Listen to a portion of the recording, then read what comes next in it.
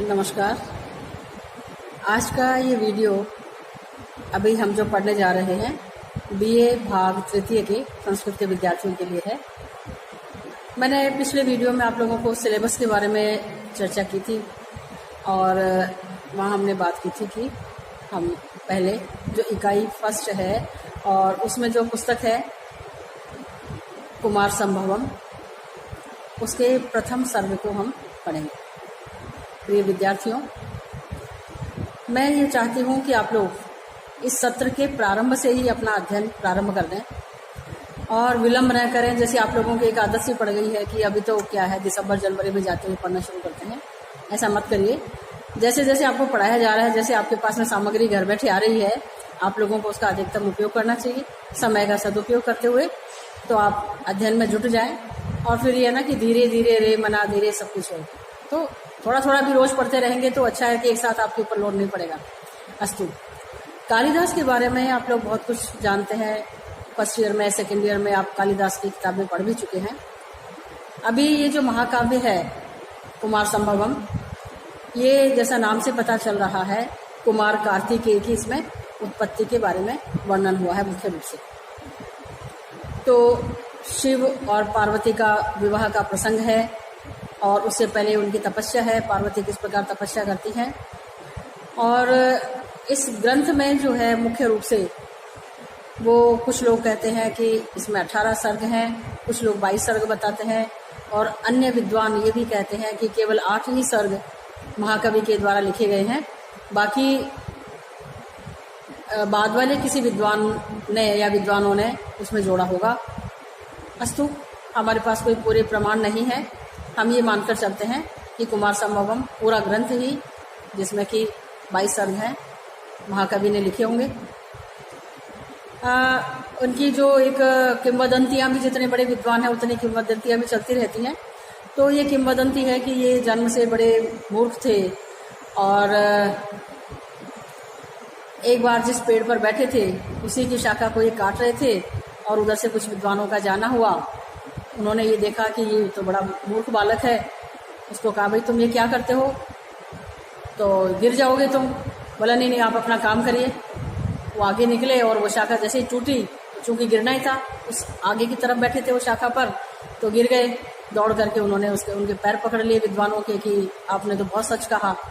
वे विद्वान लोग जो थे वे कुछ आहत थे कि राजा की पुत्री थी, राजकुमारी विद्योतमा उनका नाम था, तो उनका ये प्रण था कि जो मुझे शास्त्रार्थ में हरा देगा मैं उसके साथ विवाह करूंगी। तो शास्त्रार्थ होते रहते थे और बड़ी विदुषी थी वो, तो वो विद्वान लोग हार जाते थे। उनसे बदला लेने का भी उनके दिमाग में था, उसको पराजित करने का भी था। तो उन्होंने सोचा कि अब इससे करते हैं, ऐसी प्लानिंग उन लोगों के दिमाग में आई। ऐसी बातें प्रचलित हैं। फिर जैसे तैसे करके उनका विवाह संपन्न हो जाता है। कई सारी घटनाएं उसमें चलती हैं, हम मुख्य बिंदु से भटकेंगे नहीं। तो उसके बाद में फिर उनका विवाह हो जाता है और बाद में पता चलता है राजकुमारी को कि ये तो वज्र मूर्ख है, तो उसको धक्का दे करके निकाल देती हैं। कालिदास बड़े आहत होते हैं और वो काली की माता की उपासना करते हैं और कहते हैं कि उनको बड़ी कवित्व प्राप्त हो गया था। और उसके बाद में वे वापस आए विद्योतमा के पास में, अपनी पत्नी के पास में। तो पत्नी ने पूछा कि अस्ति कश्चित वाग विशेष है, अर्थात क्या कोई विशेष बात है तुम्हारे में। तो उसने चूंकि ये 3 पद बोले थे, अस्ति कश्चित वाग विशेष है, इन तीनों पदों को लेकर के और कालिदास ने ये 3 महान ग्रंथ लिखे। अस्ति उत्तरश्याम ऋषि, तो अस्ति शब्द से तो उन्होंने लिखा, अस्ति पद से तो लिखा उन्होंने कुमार संभवम महाकाव्य। उत्तरश्याम ऋषि देवतात्मा, ऐसा लिखा उन्होंने मेघदूत, जो खंड काव्य है, गीति काव्य भी जिसे कहते हैं। और अस्ति उत्तरश्याम ऋषि देवतात्मा वागर्थो, उन्होंने कहा ना कि अस्ति कश्चित वाग विशेष है, और वाक को लेकर के उन्होंने वागर्थो भी संपृक्तो ये लिखा रघुवंश महाकाव्य। उसके बाद में फिर नाटक वगैरह भी लिखे गए हैं। तो अस्ति कश्चित वाग विशेष है जो उक्ति है, उसमें से हम ये जो पढ़ रहे हैं, अस्ति से ये प्रारंभ होता है हमारा महाकाव्य कुमार संभवम। और आप लोग जानते ही हैं कि कालिदास का काव्य सौष्ठव अत्युत्कृष्ट है, कोई भी उनका सानी नहीं है। विश्व साहित्य में कालिदास जैसा विद्वान कवि पैदा नहीं हुआ आज तक। और इसका पता हमें कब चलता है, जब हम इनके उत्तर इनके साहित्य को हम पढ़ते हैं, मनन करते हैं। तो आप भी इनका बड़े मनोयोग से पढ़े हैं। अभिज्ञान शाकुंतलम आप लोग सेकेंड ईयर में पढ़ चुके थे, फर्स्ट ईयर में रघुवंश में से कुछ आप लोगों ने पढ़ा था। अब हम शुरू करते हैं। प्रथम सर्ग है, इसका पहला श्लोक है। अस्त्युत्तरस्याम दिशि देवतात्मा हिमालयो नाम नगाधिराज है, पूर्वा परौ तोय निधिव गाह्य स्थितः पृथिव्या इव मानदंड है। उत्तरस्याम दिशि, इस भारत देश के उत्तर दिशा में देवतात्मा, देवता स्वरूप, हिमालयो नाम नगाधिराज है। नगों का नग कहते हैं पर्वत को, न गच्छति थी नग है, जो गमन नहीं करता, चलता नहीं है, एक जगह स्थिर रहता है, जो उनका जो अधिराज है, राजा। तो पर्वतों का राजा कौन? हिमालयो नाम है, हिमालय नाम का देवतात्मा, देवता स्वरूप। तो भारत देश के उत्तर दिशा में पर्वतों का राजा, देवता स्वरूप हिमालय है।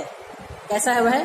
पूर्वा परौ तोय निधिव गाह्य, पूर्व और पर माने पश्चिम, पूर्व दिशा और पश्चिम दिशा दोनों के तोय निधि समुद्र में अवगाहन किया हुआ सा, प्रविष्ट होया हुआ सा, वह स्थित है पृथिव्या इव मानदंड है, पृथ्वी के मानदंड की तरह से स्थित है, कि पृथ्वी का यह मानदंड है, ऐसा वह पर्वतराज हिमालय स्थित है।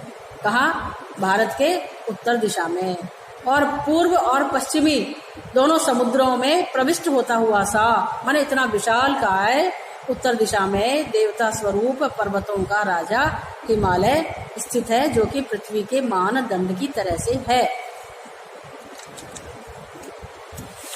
अगला श्लोक है। यम सर्वशैलः परिकल्प्य वत्सम मेरौ स्थिते दोग्धरी दोह दक्षे भास्वन्ति रत्नानि महौषधीश्च पृथुपदिष्टाम दुदुहुर धरित्रीम। क्या कहते हैं? यम माने जिसको, जिसको किसको? हिमालय को।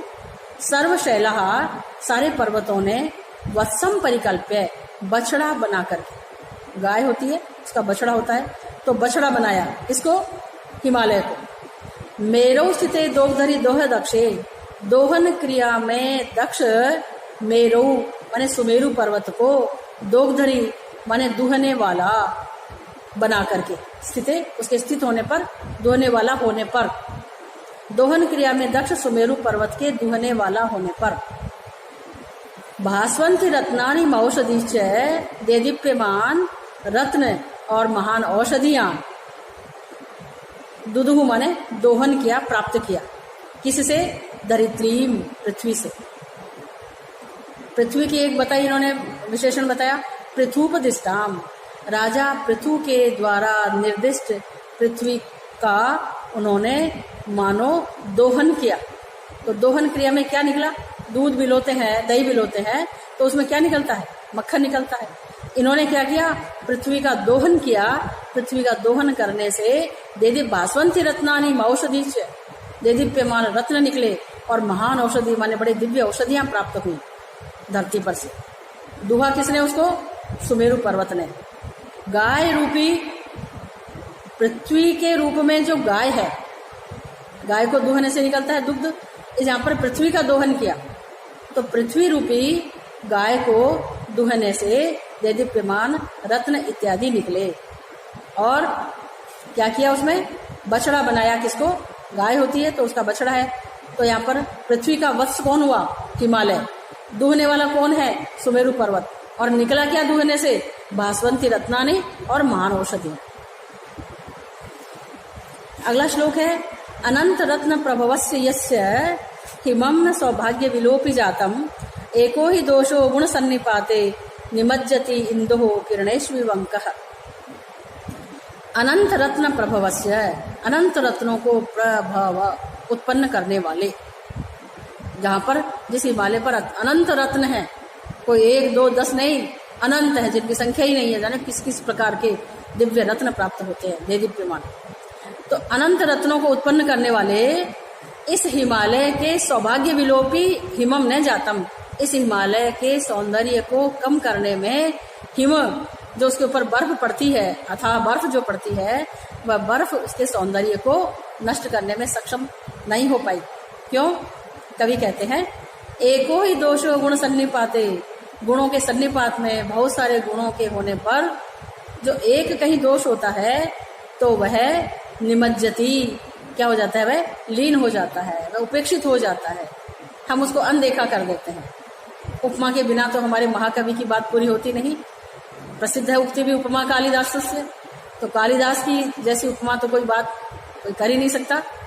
और यहाँ पर भी कितनी सटीक उपमा है कि किरणेषु इव अंक इंदु, इंदु माने चंद्रमा, चंद्रमा की किरणों में, अंक माने जो उसका कलंक है, जो धब्बा है चंद्रमा में, तो वो चंद्रमा के सौंदर्य को, उसकी प्रभा को सारे मिला करके जो चंद्रमा का एक जो देदीप्यमान स्वरूप, जो एक सुंदर स्वरूप हमारे सामने निकल करके आता है, उसकी शोभा में उस धब्बे से कोई अंतर नहीं पड़ता, वो उसके सौंदर्य को नष्ट नहीं कर सकता चंद्रमा की किरणों में।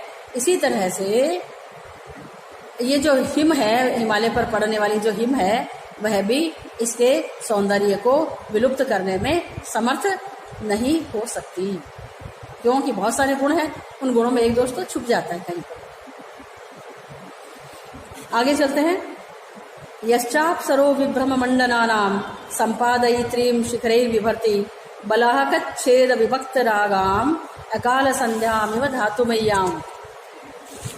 क्या कहते हैं कवि कि यह जो हिमालय अप्सरो विभ्रम मंडनानाम, अप्सरो विभ्रम, वहां पर जो अप्सराएं रहती हैं, सुंदरियां रहती हैं, उनके विभ्रम मंडन माने उनका सौंदर्य विलास के प्रसाधनों का संपादन, संपादयित्री, संपादन करने वाली क्या चीज है, धातुमय्याम, जो धातु है, गेरू आदि धातु, जो सिंदूर आदि धातु होती है, उन धातुओं से वो क्या करती हैं, विद्याधरों की नारियां, सुंदरियां, वे अपना मेकअप किया करती हैं, अपना श्रृंगार किया करती हैं, तो श्रृंगार प्रसाधन है वो।